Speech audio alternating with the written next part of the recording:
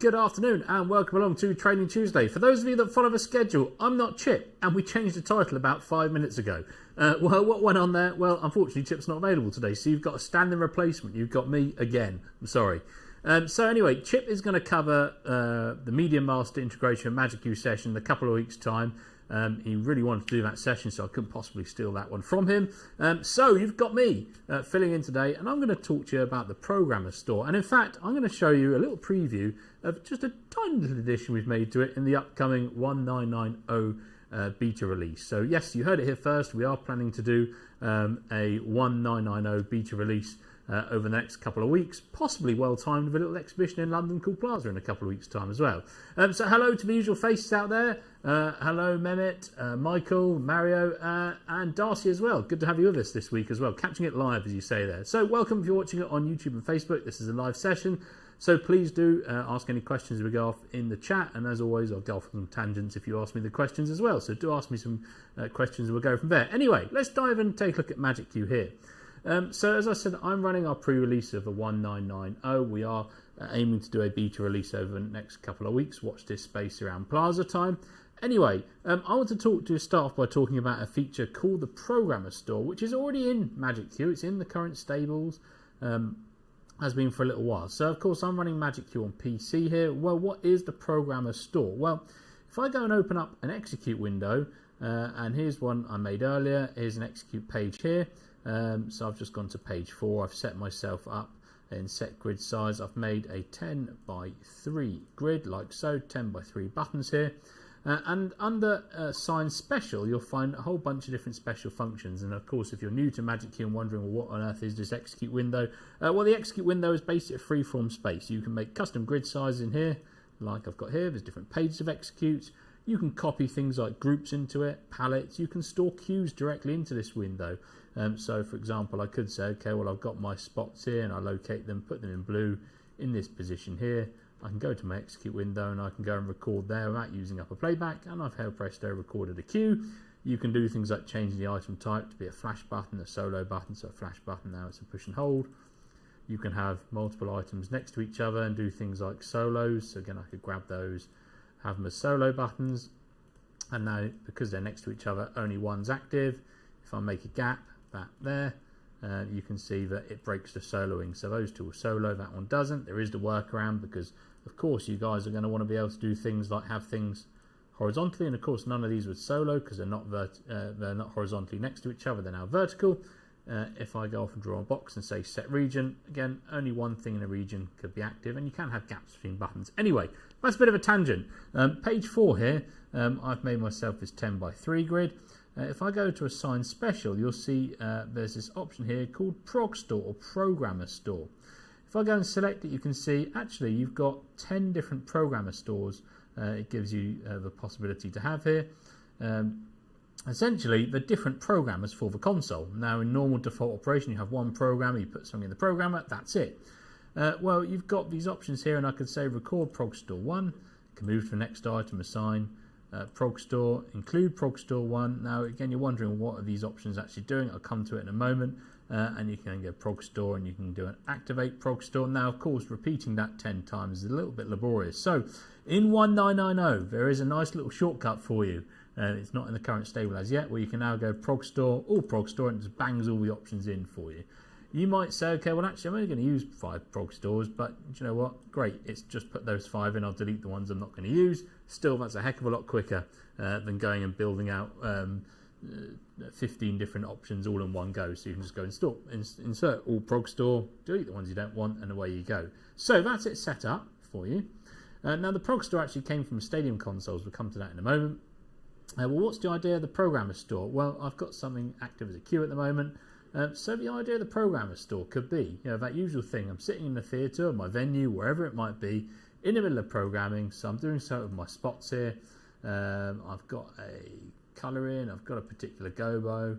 It's not a great gobo because you can't see it very well in the viz. There you go.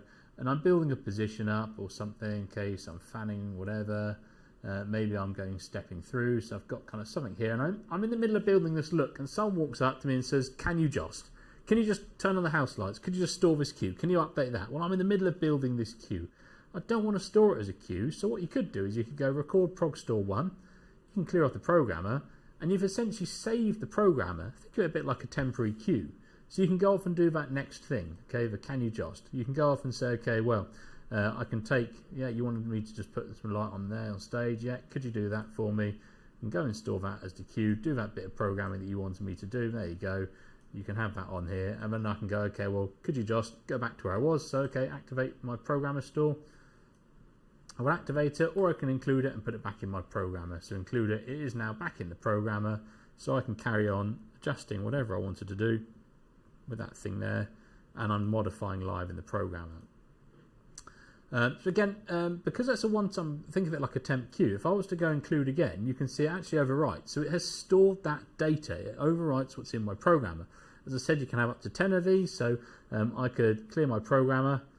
It doesn't clear the prog store. It's still recorded there. It doesn't empty it. So think of it like a temp queue.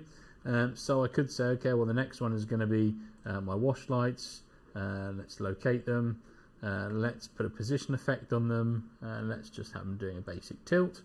Like so. Going to go to my execute window, record prog store 2, again clear the programmer, then I'm going to do something else. Let's save my pass here, let's add an effect on those in intensity, let's put a dimmer chase on them, let's take the spread down or the size down a little bit, width down a little bit, there we go, something like that, there we go, and I'm going to go execute, and I'm going to go and record that as prog store number 3. Now you'll see as you record a prog store, it automatically selects include because it selects that as your current programmer. If I clear the program off, that disappears, so I have 3 prog stores recorded. If I press the activate prog store button, it essentially just activates the temp queue. There's nothing in my programmer right now. If I press clear, nothing happens as well. So essentially you're just activating a temp queue. Okay? And yes, you can activate all 3 of them all together. So essentially you've got 3 temporary queues active. Clearing the programmer won't turn them off. Shift release will get rid of them. So think of them like a queue at that point. But what you could do is you could include the prog store. So I could say include prog store 1. What happens if I press the next one? You can see it jumps programmers. It changes between my different programmers. So it now moves between programmer 1, 2 and 3. So I could go, okay, include prog store 1. Activate. Now what's in the programmer? Well, look, in the programmer is only the spots, no effect, because the only one in the programmer is the included prog store. Okay, the others are active, but active as like a temp queue. Okay, so including it switches your programmer, activates your temporary queue. Now what about recording over these prog stores? Well, what you can do, if I take my beams here, so something I've not used, and let's just move them out a little bit like that. There we go. That'll do there. Going to go to execute, and I'm going to hit record prog store 1, and you can see it's automatically now included that. Now if I go and clear the programmer and include that, you can see it actually completely overwrites what was in there before. So if I this one and that one, so that there is no history on a prog store. You press the record prog store button and it just straight away overrides it.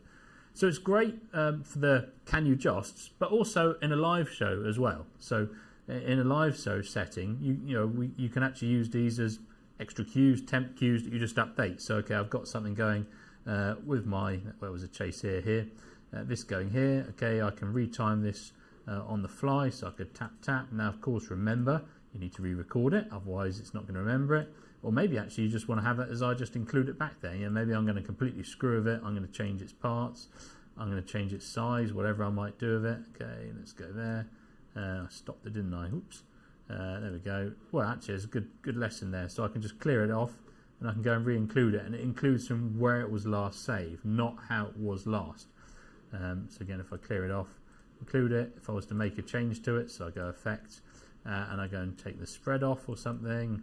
And I take the size up, and I change the crossfade or something or whatever. There you go, segments in it. You can see it's changed that effect there. But if I clear it and rerun it again, it doesn't update unless I specifically press the record prog store button. So it's a nice way of just taking me back to that base again. What have we got going there in the chat? 1 AM for you, Darcy. Good to have you with us, even if it is a little bit early in the day. Mario, you said, could you use the prog store for bringing the content of 2 playbacks together?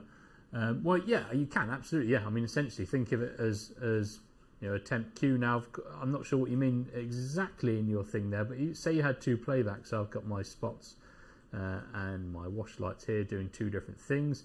Now, of course, if I was just to hit record prog store here on 5, nothing happens because nothing is in the programmer.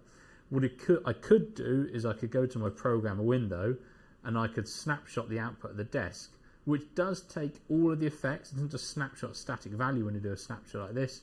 And I can go and record that as prog store 5 there, shift release, clear the programmer, and of course I now have that as a prog store which I can go and bump between. So again, it's a nice quick dynamic way of just changing between things that are running. So okay, I could have, okay, well this is running through the verse of a song. Okay, when there's a hit here, I just want to bang to that and back again. Quick ways of chopping and changing. Now, of course, I'm using the mouse here. Of course, if I was on a touchscreen PC, of course, I can use touchscreens with MagicQ on PC. Now, where I was saying this came as a Stadium feature originally, of course, Stadium is designed for dual screen. If I go and use the panels here, yes, there is a single monitor 500 view, which if I change to here, you can see tries to scale to fit on a single HD screen, so I get my 15 fader playbacks, but I lose the multi-function keys here. If I was on an actual 500 or a 250, the 250's got the small little attribute screen on it, which again has these buttons on, but if I go to say 500 panel, it gives me these 4x3 buttons here, and you'll see that one of the functions for it is indeed prog store, where I can page through. I can function prog store, and you can see I can have my prog store at my fingertips here. So I've got prog store 567 there. If I close the box there, I should be able to page through it. Oh, for some reason this is changing functions where it shouldn't be. But there you go. Function prog store. I should be able to next and previous through. I don't know why it's not letting me. But you get the idea. You get prog store at your fingertips. You get it on the physical flash keys of that 4x3 grid.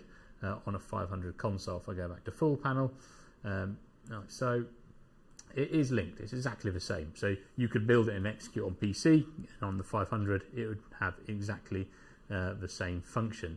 What have we got going on YouTube? It looks like Tyler's causing a storm out there. He says if he hasn't already mentioned the prog store, it's a great way of busking. Build some looks during the build start of the song, and then you've got easy bumps. Well, I think we did cover that, Tyler. Yes, absolutely, we did cover that earlier, so I encourage you to go and watch that back later on. And as Tommy said, so there. So, I think that's all the question. Andreas, you said shift include multiple prog stores would be awesome. Yes, potential one for the future there, for sure. Not for 1.9, I know, but yeah, good idea there. So there you go. I don't think there's been any other questions in the chat today. This has been the Prog Store. Nice little handy feature in MagicQ. Hopefully you've picked up a new trick there. Next week's Training Tuesday, we're going to be talking about how to kind of unclutter an existing show file. So you've got an old show that maybe you've been touring through the summer, or it's been installed in your venue, and you just keep adding bits and bits to it. How to kind of unclutter and tidy up an existing show file. So that's our Training Tuesday next week. The week after will be with Chip looking at MediaMaster and how that integrates with MagicQ. If you aren't already aware, MediaMaster 26 stable is now available and released and live. So do download that from the ChamSys website. As with MagicQ, you can download MediaMaster 26 for free. It's only watermarked on the output. If you want to do any output, is where you need some licensing. So do download it, test it, program, play with it, and let us know some feedback on it. And then in September, we will be having a QuickQ focus month, and for very good reason, you'll need to come and see us at Plaza to find out more information. This has been Training Tuesday, and we'll see you again next week.